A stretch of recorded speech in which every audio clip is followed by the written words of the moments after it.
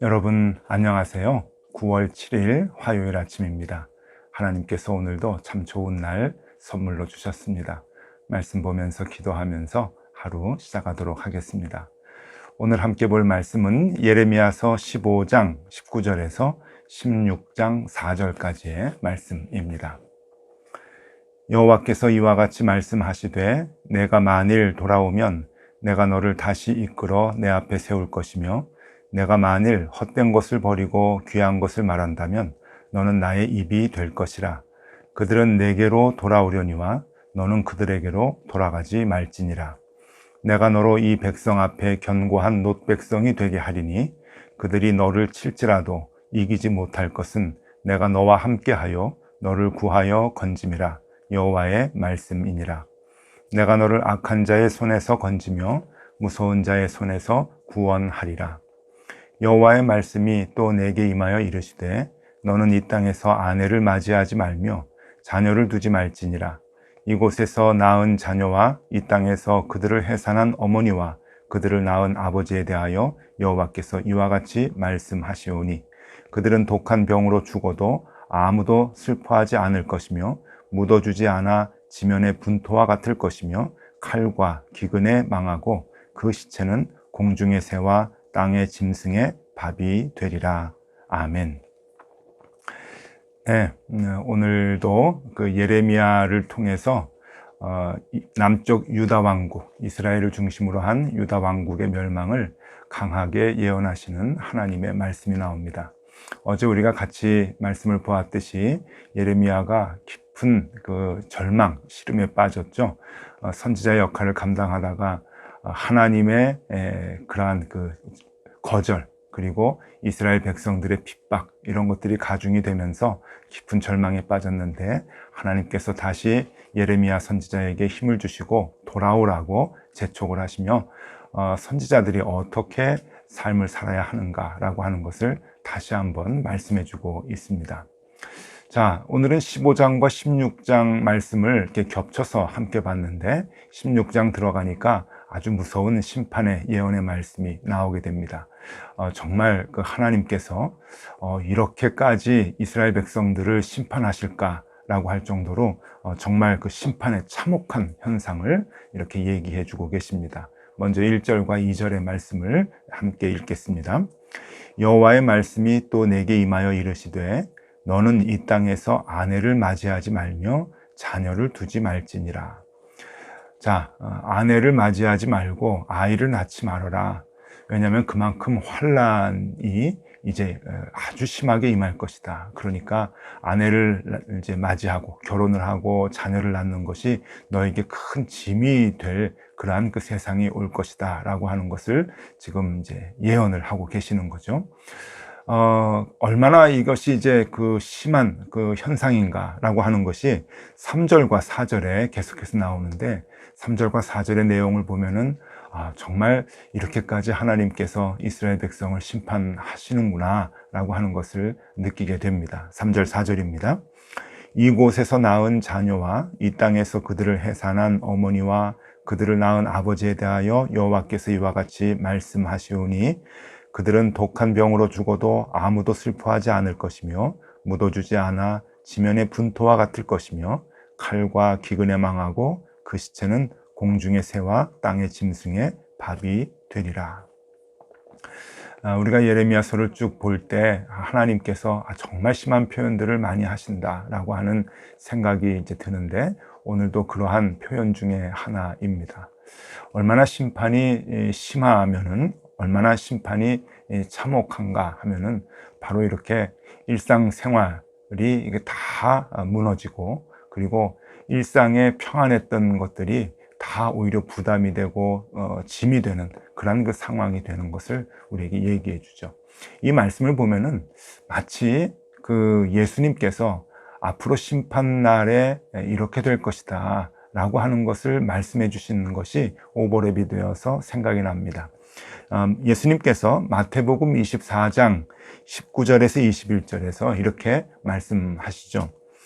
그 날에는 아이 벤 자들과 젖먹이는 자들에게 화가 있으리로다.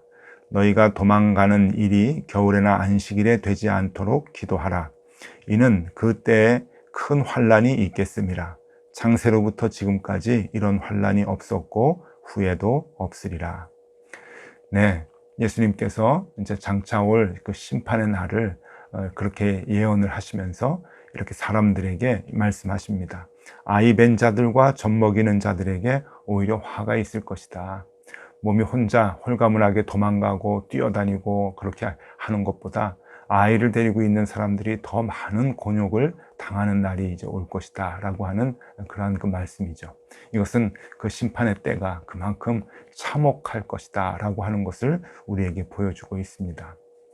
그런데 여러분, 여기에서 우리가 한 가지 교훈을 얻어야 될 것이 있습니다. 그러니까 오늘 이 말씀이 우리의 삶 속에서도 이제 곧 심판이 온다. 이제 곧 대혼란이 올 것이니 너희들이 일상생활의 그러한 그 행복들을 다 버리고 가치없게 생각하고 너희들은 혼자 살아라, 결혼하지 말아라, 그러한 의미가 아니겠죠. 이 말씀을 오늘 우리들의 삶 속에서 어떻게 우리가 교훈을 얻어야 될 것인가. 그것은 여러분, 이 일상적인 행복의 기준들이 얼마든지 바뀔 수 있다라고 하는 것을 우리가 깨달을 수 있어야 합니다. 그러니까 오늘 말씀을 보면은 아내를 맞이하고 결혼을 하고 자녀를 낳고 젖을 먹이는 일들, 여러분 이런 일들은 일상의 행복이라고 볼 수가 있겠죠. 이제 집안에서 결혼식을 하고 그리고 또 자손들이 생기고 그 자손들이 무럭무럭 건강하게 자라는 모습을 보면은 그것만큼 행복한 일이 어디 있겠습니까? 우리가 사람들이 살아가면서 찾을 수 있는 가장 큰 행복 중에 하나라고 볼 수가 있는데, 여러분 상식적으로 그 기쁘고 복된 일들이 오히려 화가 될 수 있고 오히려 짐이 될 수 있을 정도로 우리 세상에서의 모든 그 가치관은 언제든지 바뀔 수 있다라고 하는 것을 하나님께서 보여주고 계십니다. 여러분 일상적인 행복의 기준이 어디에 있으십니까? 우리가 살아가는데 소소한 기쁨의 그 기준을 우리가 어디에서 찾을 수 있겠습니까? 그 행복의 기준, 기쁨의 기준, 성공과 그러하고 좌절의 기준들, 이런 모든 것들도 여러분 얼마든지 바뀔 수 있다고 하는 것을 우리가 알아야 하고, 그것은 하나님의 손에 달려있다라고 하는 것을 우리가 깨달을 수 있어야 합니다. 제가 지금은 높은 뜻 덕소교회에서 목회를 하고 있지만 높은 뜻 정의교회에서 목회를 했을 때 이야기입니다. 근데 선교를 참 열심히 했는데 러시아 선교에 힘을 많이 쏟았습니다. 그 러시아의 그 볼고그라드 지방에 가면은 고려인들이 있는데 그 고려인들을 섬기는 일을 꽤 열심히 오래도록 했었죠.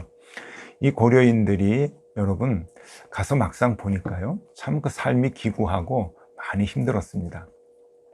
1991년도에 구소련이 붕괴가 되면서 러시아의 그 소련의 남쪽 지방이죠. 지금의 카자흐스탄, 우즈베키스탄 이런 쪽에 살고 있었던 고려인들이 그 나라들이 이제 독립을 하면서 민족주의로 이제 되었습니다. 아주 민족주의, 강한 민족주의화 돼가지고 그들의 민족이 아닌 사람들을 다 추방을 했죠. 그래서 그 지역에서 살고 있었던 고려인들이 러시아 남부 지역, 볼고그라드 지역으로 많이 쫓겨났습니다.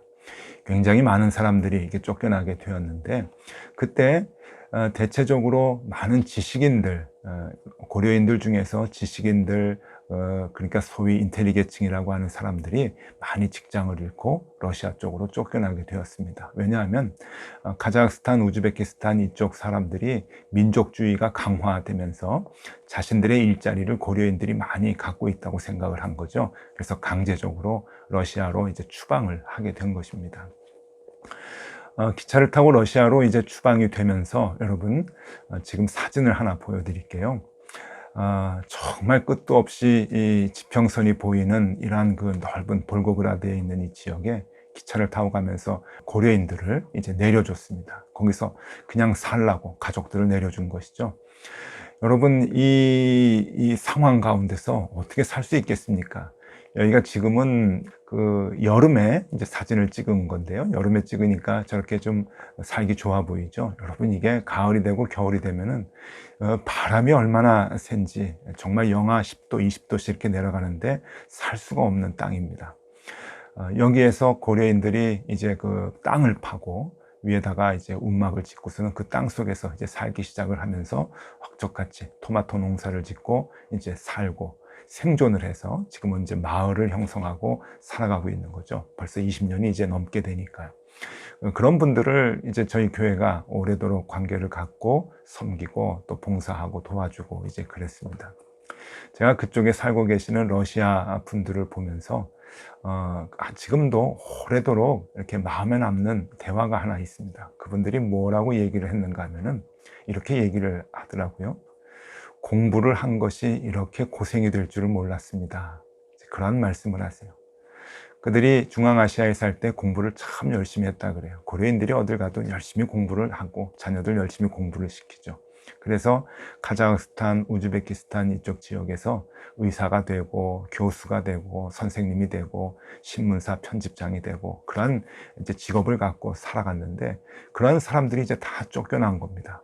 그러니까 의사 선생님도 계시고 학교 선생님도 계시고 신문 기자도 있고 그런데 그런 사람들이 저 넓은 땅에서 땅을 파고 움막을 짓고 살면서 짓지도 않았던 토마토 농사를 이제 지으면서 그렇게 삶을 영위해 나갔던 것이죠. 공부를 한 것이 이렇게 고생이 된 줄을 몰랐습니다. 네, 그 말이 제 마음속 깊이 자리 잡고 지금까지 있습니다. 그때 깨달은 것이 이제 이런 거죠. 세상에 이 기준이라고 하는 것은 얼마든지 바뀔 수 있구나. 여러분, 우리는 아이들에게 공부해라, 공부해라, 공부해야 성공한다, 공부해야 돈 많이 벌고 편안하게 산다. 그렇게만 생각을 했습니다. 그리고 그것은 변하지 않는 진리라고 생각을 했죠. 근데 여러분, 사회적인 환경, 사회적인 현상에 의해서 얼마든지 그 기준도 변할 수 있습니다. 공부를 적게 한 사람이 편안히 살고 공부를 많이 한 사람이 고생스러운 삶을 살았던 것을 우리 이 세계 근대사를 보면서 우리는 얼마든지 찾아볼 수 있는 거죠. 이렇게 사회적 현상으로 인해서 행복과 불행의 기준, 성공과 좌절의 기준들이 여러분 바뀔 수 있다고 하는 것은 우리는 알 수 있어야 됩니다. 그런데 여러분, 이 사회적 기준만이 아닙니다. 개인적 상황 속에서도 이것이 얼마든지 바뀔 수가 있는 거죠. 만약에 우리의 자녀들이 아주 깊은 병에 걸렸다. 여러분, 우리의 자녀들이 다시 생존하지 못할 만큼 어려운 병에 걸렸다라고 하는 그러한 상황에 부닥치게 되면은 여러분, 자녀들에게 공부하라고 강요를 하시겠습니까? 자녀들에게 열심히 운동하고 노력을 하라고 그렇게 권면을 하시겠습니까? 자녀들에게 돈을 많이 벌어야 된다고 그렇게 생각을 하시겠습니까? 여러분, 그럴 때는 공부와 돈이라고 하는 것, 이것이 아무런 가치가 없습니다. 그냥 우리 아이가 병이 낫고 건강하게 다시금 회복되기만을 간절히 바라는 것이죠. 돈이 무슨 소용이 있고 공부, 성적이 무슨 소용이 있겠습니까? 이렇듯 여러분, 이 세상의 기준이라고 하는 것은 사회적인 상황 그리고 개인적인 상황에 의해서도 얼마든지 바뀔 수 있는 그러한 것입니다. 허무한 것이죠. 그러니까 우리가 살아가는데 모든 이 기준들은 이 허무한 것에 이제 기초를 두고 있는 것이죠. 그런데 그것이 불변하는 것이냐, 사람들은 그것을 기준으로 세워놓고 거기에 잣대를 세워놓고 이래야 좋은 사람, 이래야 훌륭한 사람, 이래야 성공한 사람, 이렇게 생각을 하고서 사람을 평가하고 사람을 보게 되는 그러한 삶을 우리가 살아가는 것 아니겠습니까? 하나님 그냥 입김만 한번 부셔도 모든 것이 가치관이 다 바뀔 텐데 여러분, 우리가 그것을 모르고 얕은 꾀에 빠져서 그렇게 삶을 허무하게 살아가고 있는 것은 아닌가라고 하는 것을 되돌아봐야 할 것입니다. 여러분, 오늘 하나님께서 예레미야 선지자에게 이렇게 강하게 말씀하십니다.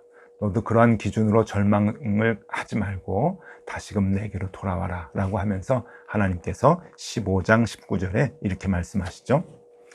여호와께서 이와 같이 말씀하시되 내가 만일 돌아오면 내가 너를 다시 이끌어 내 앞에 세울 것이며 내가 만일 헛된 것을 버리고 귀한 것을 말한다면 너는 나의 입이 될 것이라. 그들은 내게로 돌아오려니와 너는 그들에게로 돌아가지 말지니라. 네, 아주 중요한 말씀을 예레미야 선지자에게 하고 계십니다. 내가 만일 헛된 것을 버리고 귀한 것을 말한다면, 여러분 이게 무슨 말입니까? 세상의 헛된 가치관, 그 기준, 그것을 네가 버리고 하나님께서 얘기해 주고 계시는 기준, 하나님께서 우리가 어떻게 살아야 할 것인가 라고 하는 것을 기준으로 말씀해 주고 계시는데, 그것을 세상 사람들에게 선포하고 말한다고 한다면 네가 바로 하나님의 입이 될 것이고 하나님의 신실한 선지자가 될 것이다 라고 하는 것을 말씀하고 있는 것이죠. 그러면서 뒷부분에 이렇게 얘기합니다. 그들은 내게로 돌아오려니와 너는 그들에게로 돌아가지 말지니라. 하나님의 기준을 선포해서 그들이 그것을 믿고 하나님께로 돌아오면은 참 기쁜 일이지만, 너는 다시 세상의 기준으로 돌아가지 말아라. 네가 선지자 노릇을 한다고 한다면 너는 다시 세상의 기준으로 돌아가지 말아라. 세상의 기준으로 돌아가면 또 좌절하고 절망하고 너의 처지를 보면서 네가 불행하다고 생각할 텐데 절대 그런 것이 아니다. 그러니까 너는 세상의 기준으로 너를 보지 말고 하늘의 기준으로, 하나님의 마음으로 너를 보아라. 너는 세상으로 돌아가지 말아라. 그렇게 하나님께서 아주 강렬하게 예레미야 선지자에게 주문하고 계십니다. 15장 19절을 다시 한번 읽어드리겠습니다. 여호와께서 이와 같이 말씀하시되 내가 만일 돌아오면 내가 너를 다시 이끌어 내 앞에 세울 것이며 내가 만일 헛된 것을 버리고 귀한 것을 말한다면 너는 나의 입이 될 것이라. 그들은 내게로 돌아오려니와 너는 그들에게로 돌아가지 말지니라. 네, 여러분 오늘 가장 중요한 말씀이라고 여겨집니다. 네, 오늘은 이거 하나 기억하면 좋겠습니다. 여러분, 세상 사람들이 만들어 놓은 행복과 불행, 성공의 기준들, 여러분, 그건 영원한 것이 아닙니다. 불변하는 것이 아닙니다. 그것은 사회적인 상황과 개인적인 상황 때문이라도 언제든지 변할 수 있는, 여러분, 헛된 것입니다. 그것을 기준으로 삼고 우리의 행복을 삼고 성공의 기준을 삼아서는 안 되겠습니다. 우리는 하나님의 사람입니다. 하나님의 입의 역할을 감당해야 하는 선지자의 역할을 해야 하는 사람들이죠. 하나님께서 말씀하십니다. 하늘의 기준을 갖고 살아가야 할 것이다. 너는 세상으로 돌아가지 말아라. 세상 사람들에게 하나님의 그 기준을 외쳐라. 그렇게 말씀하고 계십니다. 네, 여러분, 우리가 하루아침에 당장 이 기준이 변할 수는 없겠죠. 그러나 우리의 삶의 많은 경험들과 또 우리의 삶의 많은 경륜, 그리고 하나님의 말씀을 접하면서 우리가 조금씩 그 기준이 하늘로, 하나님께로 바뀌어가는 그런 삶을 살 수 있어야 할 것입니다. 그래서 나중에 이제 곧 하나님 앞에 설 때 정말 우리가 이 땅을 살아가면서 이 땅의 기준과 싸우면서 하나님의 말씀대로 살기 위해서, 그 기준대로 살기 위해서 애썼습니다 라고 하는 그 고백을 하나님께 할 수 있으면 참 좋겠습니다. 여러분, 오늘도 하늘의 기준을 갖고 그 기쁨을 삼고 살아가는 하루가 되실 수 있기를 소망합니다. 기도하겠습니다. 하나님, 세상의 기준을 갖고 우리를 보면은 절망할 수밖에 없겠지만 하늘의 기준을 갖고 살아갈 때 늘 행복과 기쁨을 안고 살아가는 우리들이 될 수 있도록 인도하여 주시옵소서. 언제나 하나님의 응원을 받고 후원을 받으며 그렇게 살아가는 하나님의 사람들 되게 하여 주시옵소서. 예수 그리스도 이름으로 기도드리옵나이다. 아멘. 네, 함께 기도하시겠습니다.